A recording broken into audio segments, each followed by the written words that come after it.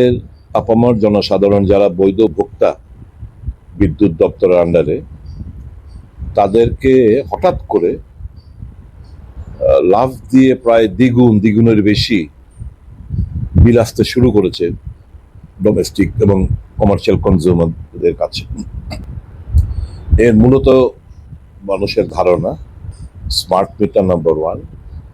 Number 2 হচ্ছে যে বিভিন্ন চার্জ নাম করে একটা জিজিয়া কর আদায় করার বন্দোবস্ত, পাকাপোক্ত বন্দোবস্ত করা হয়েছে TSECL এর তরফ থেকে।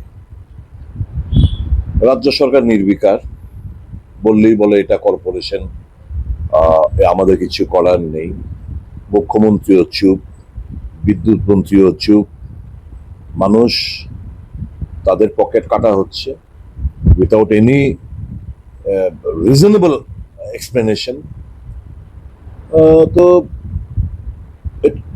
এবং এই স্মার্ট মিটার নিয়ে মানুষের মনে একটা সন্দেহ যে স্মার্ট মিটার বসানোর পর থেকেই বিদ্যুৎ বিল আস্তে আস্তে বাড়তে শুরু করেছে।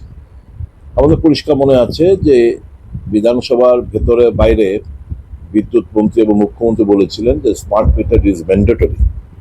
এই যে লোকসভা অধিবেশন চলছে, সেখানে ইউনিয়ন পাওয়ার মিনিস্টার, এই যে টাইমস অফ ইন্ডিয়ার নিউজের আমি দেখাচ্ছি, প্রিপেড স্মার্ট মানে এটা কোনো ম্যান্ডেটরি প্রভিশন না, কিন্তু এতদিন আমাদেরকে বাধ্যতামূলক দিতেই হবে।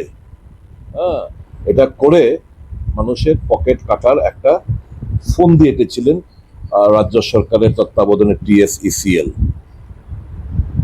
তো আমরা এক্সপ্লেনেশন চাই এখন সরকারের কাছ থেকে, কেন মানুষকে মিথ্যার আশ্রয় নিয়ে হাউসের ভেতরে আমাদেরকে গুমরাহ করা হয়েছে এবং মানুষকে গুমরাহ করা হয়েছে যে এটা বাধ্যতামূলক লাগাতেই হবে, এবং ইউনিয়ন পাওয়ার মিনিস্টার বলছে যে বাধ্যতামূলক না। এছাড়াও অতিরিক্ত যে বিভিন্ন কর, বিভিন্ন ফিক্স চার্জের নামে যে চার্জগুলো আমাদের থেকে আদায় করছে, তার কারণেই হঠাৎ করে এক লাফে মানুষকে যারা 500-600 টাকা দিত, তাদেরকে প্রায় 1200-1500 টাকা গুনতে হচ্ছে। যারা 1500 টাকা দিত 3000+ গুনতে হচ্ছে, মানে ডাবলের বেশি মানুষকে গুনতে হচ্ছে। স্বাভাবিকভাবে খুব আছড়ে পড়ছে সারা রাজ্য জুড়ে, মানুষ বিভ্রান্ত। এবং এই যারা বিদ্যুৎ দপ্তরের কর্মীরা, তারা আতঙ্কে দিন কাটাচ্ছে। কখন কোথায় না এই ক্ষোভ আছড়ে পড়ে এবং অফিস ভাঙচুর হচ্ছে, বিক্ষোভ হচ্ছে। আমরা দেখছি একদিকে গ্রামে গঞ্জে মানুষকে অন্ধ করে রাখবে, আর আমাদের কাছ থেকে অতিরিক্ত কর আদায় করার যে ফন্দি, অবিলম্বে সেটা পুনর্বিবেচনা করে সরকার প্রত্যাহার করবে, আমরা এই দাবি জানাচ্ছি। It is extortion of money, বলপূর্বক চাঁদা আদায় কিংবা কর আদায় বলা চলে, এটা প্রত্যাহারের দাবি জানাচ্ছি।